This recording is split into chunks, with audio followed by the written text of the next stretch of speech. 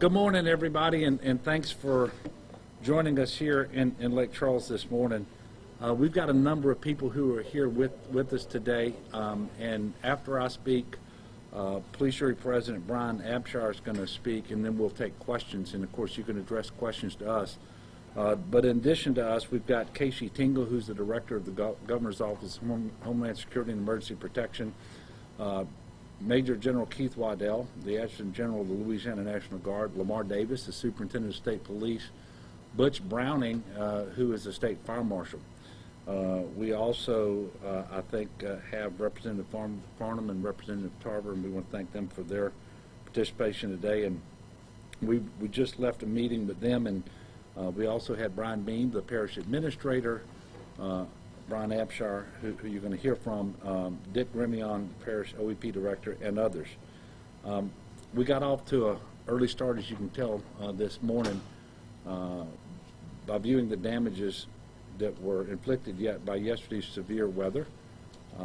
You know, we've received some preliminary reports, and the investigations and the damage assessments continue, but at this point we're fairly confident that an EF2 tornado touched down yesterday at about 12:20 p.m. Just south of Lake Charles, and obviously that's unwelcome news for any community at any time, but the fact that it's here in Calcasieu Parish, where last year, as you know, Laura and Delta, two very significant hurricanes impacted the area, followed by a winter storm, followed by a May flood. All have happened during a pandemic. I mean, seriously, enough is enough. And the people are resilient, and they're very generous and hardworking, faithful people. But that's enough to test anybody. And so my heart breaks anytime we see this sort of damage anywhere, but particularly here in southwest Louisiana with everything that's going on. And they didn't need this. And I ask everybody around the state to please lift up this community in your prayers, especially those whose homes were significantly damaged and those who were injured. Now, those prayers can also be, at least in part, and should be, prayers of thanksgiving, because we didn't have anybody killed. And we had two people who were injured, as far as we know at present, and relatively speaking, they are minor injuries and not life-threatening, so we can be very thankful for that. We believe the path of the tornado was about 2.2 miles long, about 300 yards wide, with wind speeds that reached a maximum of about 130 miles per hour. And the good news is that the hurricane didn't touch down and then stay on the ground as it moved forward. It sort of bounced. And so not all of the homes and structures in the path were damaged, and that's obviously good news. And I guess the best news of all is we do not have any loss of life to report this morning. The two injuries that I spoke of, one woman, and this was probably straight line winds that caused this, but one woman was injured when a window was blown into her home, and a second person suffered a deep laceration to the leg from flying debris. We believe that there was significant damage to about a dozen homes and relatively minor damage to several more. As you all probably know, the path of the tornado ran along and parallel to Hamree Road, and the National Weather Service is continuing to conduct additional surveys of other areas, and that information will be made available once it is complete. The storm moved across the entire state yesterday, and the most severe weather was in the southern part of the state, and it wasn't just all in Calcasieu. The most significant damage was obviously here, but there were strong winds in Beauregard and Cameron as well, and even some potential additional tornadoes. And that quite often happens, that after the fact the National Weather Service looks at all the data, and then they will tell us that they have confirmed additional tornadoes, and we'll know more later. But in addition to that, there were more than 5 inches of rain in portions of St. Tammany and Washington parishes. Strong winds blew through Lafourche and Terrebonne parishes, And of course, these areas had been impacted by Hurricane Ida significantly, with a number of people who are not yet back in their homes, or if they are, they have the blue roofs and other things that are protecting themselves, and so that wasn't welcome there either. And in Chauvin, there was a temporary shelter for Ida survivors that actually received damage, and those people who were sheltering had to be moved. So this is a difficult time for our state, no doubt. And obviously we stand ready to assist the local government. And I do want to thank them for their work. They were on the scene yesterday immediately, as were fire marshals, state police, and others. But the communication was excellent. They let us know what was going on. And we're standing ready to assist in any way that we can. Given what we know right now, a major disaster declaration is not likely forthcoming, because the scope of the damages isn't such that we're unable to deal with it as a state, or even potentially as a parish. But we do want people to report damages that they have sustained in the bad weather from yesterday at damage.la.gov. And this is not a substitute for calling your insurance agent and making a claim. And we believe, we can't know this for certain yet, but we believe the vast majority of the structures that were damaged will be covered by insurance, which also reduces the ability, or the need, the necessity, I should say, of asking for additional assistance. Now later this afternoon, I'm going to be leaving for Scotland to attend the 26th United Nations Climate Change Conference called COP26. And one of the reasons I'm going is because the severe weather incidents are becoming more frequent and more severe. And we can't, we had obviously bad weather and storms before we ever had climate change. And so you can't attribute the cause of any one storm, but if you just look at what's happening across the country and here in Louisiana and here in Calcasieu Parish, I have no doubt that climate change is real, and it is changing our weather, and not for the better. It's one of the reasons that I'm going, because I think we're more affected by climate change than any other state in the nation, not just with respect to storms, but also sea level rise and so forth. But we also have tremendous potential to reduce our carbon footprint and do it in a way that increases investment and job creation in Louisiana. And so that's why I'm going to be over there promoting Louisiana as a place for companies from around the world to come and invest here in cleaner energy. So with that, and it also explains why this press conference is going to be relatively short, because I have a plane to catch. But I'm going to be followed by Mr. Abshire. He will make some comments, and at the conclusion of which we will take a few questions. Brian? Thank you, Governor. As you said earlier, we need to quit meeting like this. Amen. On behalf of the Calcasieu Parish Police Jury, I'd like to just say thank you for being here. The Governor's assistance in GOSEP is crucial in the recovery of Southwest Louisiana. Our residents are still trying to recover from the storms of Hurricanes Laura and Delta, and this is just another blow. But Vice President Guy Brame, juror for District 8, asked if I'd make some comments on his behalf. If I know Guy, he's probably up on a roof trying to help out some residents as we speak. But it pains me to see anyone impacted by any weather event being put through so much in this year, and now to be hit by destructive tornadoes is truly heartbreaking. But neighbors will help one another. We're here to respond and rebuild just as we have many times before. My prayers go out to those affected, their families, and their neighbors. We appreciate you being here, and we appreciate any assistance you provide. Thank you. Okay. Yes, sir. Yes, Governor.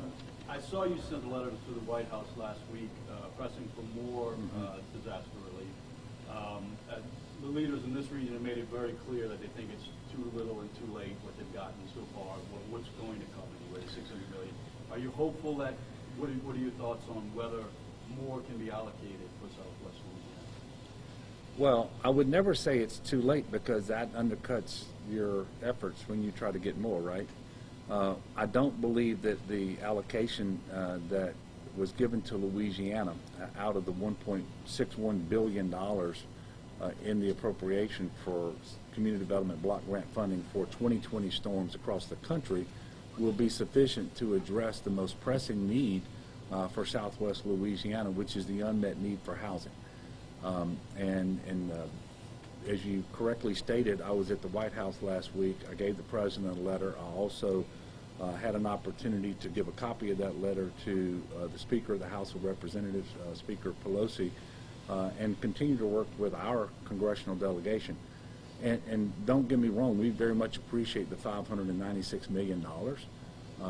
And we're going to do the absolute best we can with every dollar that we get to make this the strongest impact on our recovery, but we don't think it's enough.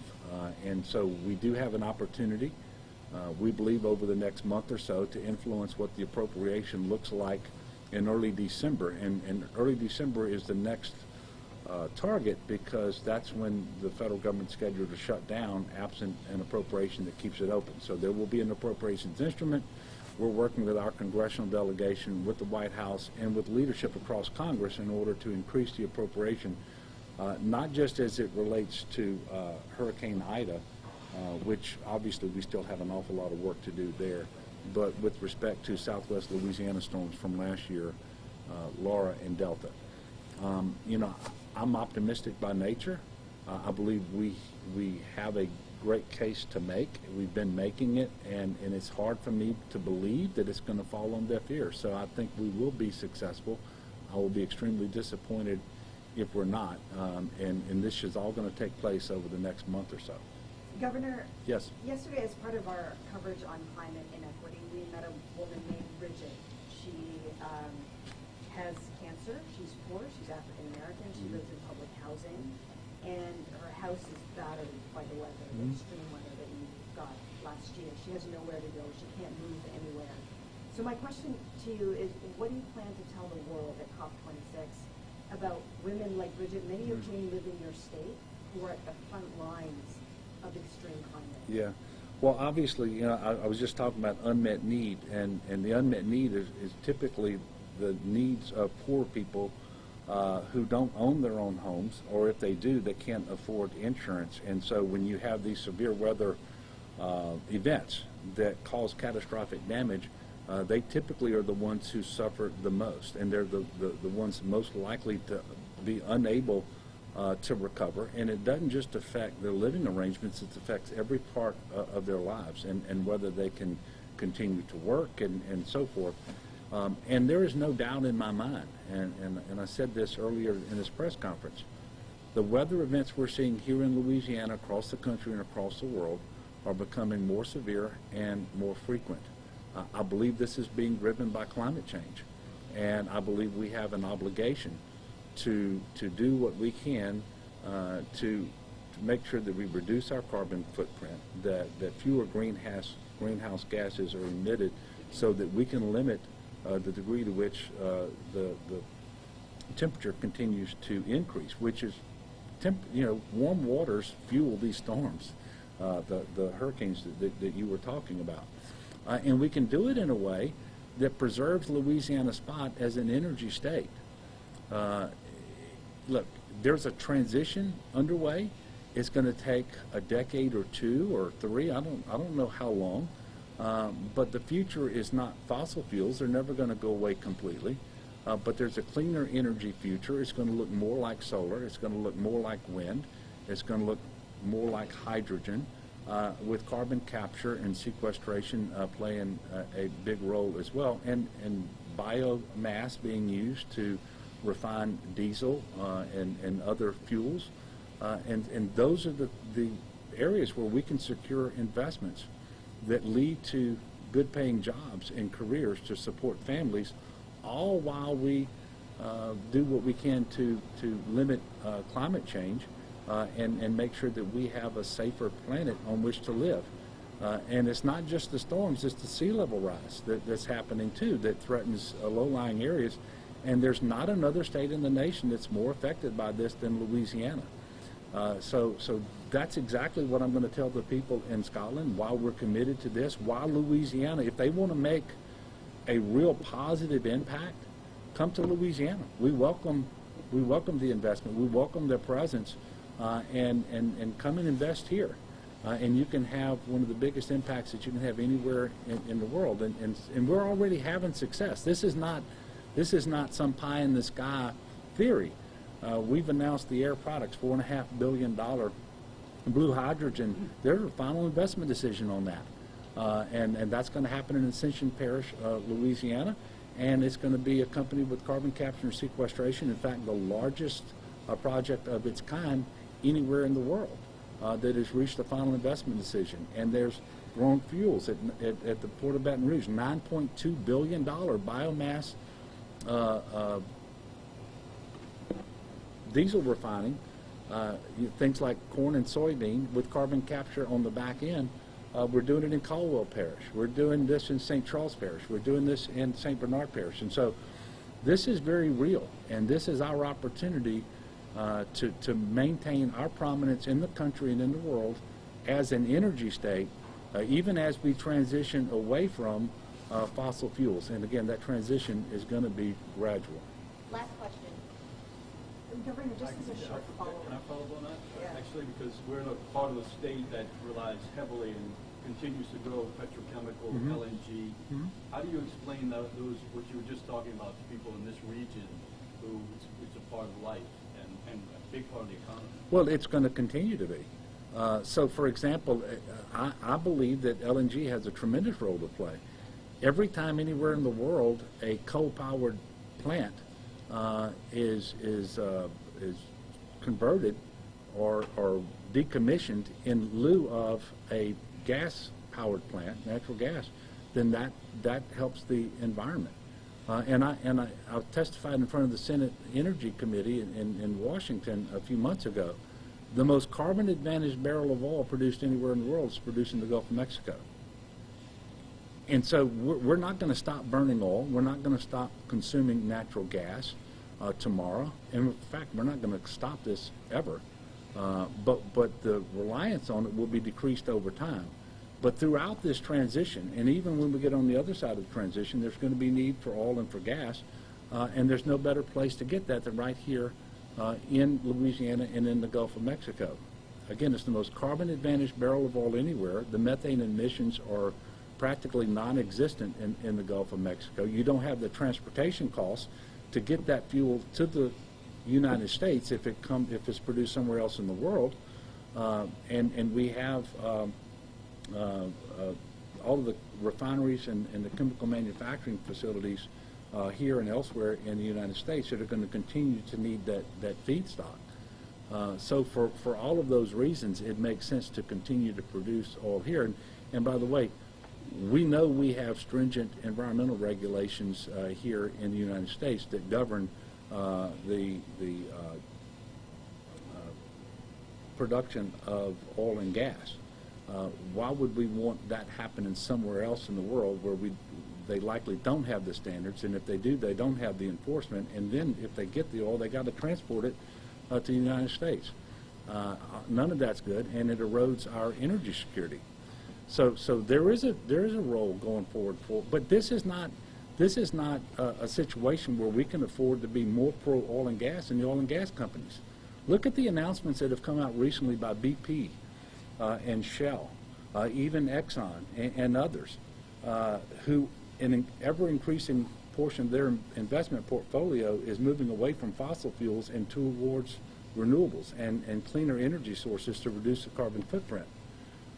The state of Louisiana cannot afford to be more pro oil and gas than the oil and gas companies, because we have to use this transition so that we diversify, attract the capital necessary to have these investments, create these jobs and these careers, so that this happens in Louisiana. We don't want to get 10, 20 years down the road and it's a dead-end street because we chose not to diversify. So that's why I'm going to Scotland. I look forward to having a successful visit there and many more economic development announcements in the future about clean energy and a way to reduce our carbon footprint, all the while that we're creating jobs and promoting investment. And I know we said that was the last question, but I'm going to give you one more. Thank you. I don't want you to miss your flight. I was hoping that your follow-up question was his question. All right. Well, because I want to bring it down to the people that we're meeting Yeah. on the ground, and I wonder if you're concerned that people like Bridget, again, who she's just one example of many, become collateral damage to this gradual process of transition. Well, They first of all, can't afford to leave the first of all, you need to know that Bridget and everybody else, we're doing everything that we can to secure the funding necessary to effect a robust recovery. And we're doing it for people with unmet need. And if I didn't address this sufficiently in my first response to your first question, I apologize. But that's why I've been to Washington, D.C. 5 times. That's why I've talked to every leader of Congress, Republican and Democrat, on the appropriations committees and so forth, at least twice. I'm doing everything that I can for Bridget and for everyone else. We don't want anyone to be left behind. I mean, that's just not what we're about in Louisiana. Am I afraid it's going to happen? Yeah, I'm concerned about that. Otherwise, I wouldn't be doing what I'm doing. But at the end of the day, I remain optimistic that we're going to achieve the funding necessary. We will receive the funding necessary in order to effect a good recovery. And again, the $596 million is a good start, but it is just a start. But what I can tell you is the Department of Housing and Urban Development will insist, and it's exactly the same way we will do it, is those people with the most need will be the ones helped first. And those will be people like Bridget. And so I don't want anybody to give up. We're going to be working extremely hard to bring this money to bear just as soon as we possibly can. And in terms of the timing, let me say this: the allocation was made this week. That means we know how much we're going to get out of that previous appropriation. The money is not available to us, and that's because HUD has to promulgate the rules that are going to govern the expenditure of the funds. That's done through a federal registry notice. Once that comes out, we will submit a state action plan. Once the state action plan is approved by HUD, then there will be a line of credit where we can start drawing down those funds. That is in the future. And we will have our state action plan ready to submit almost immediately after the Federal Register notice is put out there. So there won't be any delays on our part. I just don't want to create an unrealistic expectation in people's minds that we have the funding available now, because we do not. And by the way, we're not waiting just for that appropriation in order to start. We've already done a number of things at the request of the parish and of the city with other funds that we have available to us in order to try to jumpstart the recovery, not just in housing, but in infrastructure. We did a TIF in Lake Charles recently in order to make sure that there was more economic development opportunities in portions of Lake Charles where they need it the most, and potentially, hopefully, where Bridget is, so that it can have a positive impact on her. But I am the very first person to say we have a lot more to do, and that we need more funding from Congress, which is why we're never going to give up. Look, thank you all for covering this matter. Again, I'm going to ask that the people of Louisiana lift this region up in our prayers of thanksgiving, that it wasn't worse than it was, both with respect to property damage and injuries and no loss of life, but also for the people, that they will in fact be resilient and be able to make it through this, and that we will be able to effect a full and proper recovery, not just from this tornado, but from all of the severe weather incidents that have caused so much damage and heartache for people here in Southwest Louisiana. Thank all of you.